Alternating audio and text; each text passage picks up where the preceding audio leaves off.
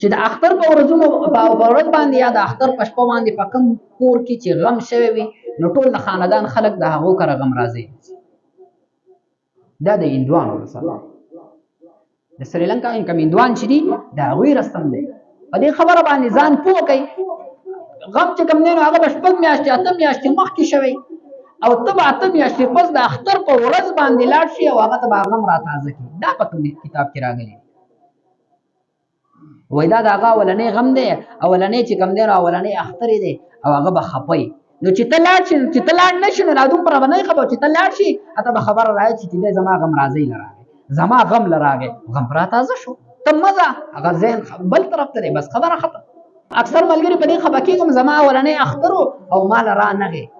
نو ګوره څوک چې خپکیږي دا هم قمقل دی او څوک چې ورزي دا هم قمقل دی.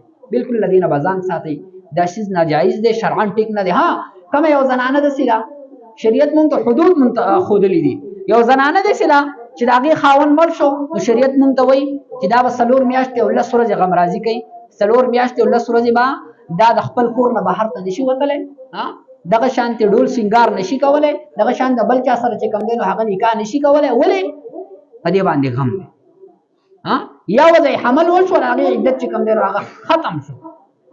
د دې نه علاوه ک پلار مړ شو هم د 3 ورځې نه علاوه غم نشته دی، ک مور مړ شو هم د 3 ورځې نه علاوه غم نشته دی، ک رور مړ شو کا هر څومره نږدې رشتہ دار مړ شو هغه باندې د 3 ورځې نه علاوه بیا غمونه مکوئ. دې نه ځان ساتئ.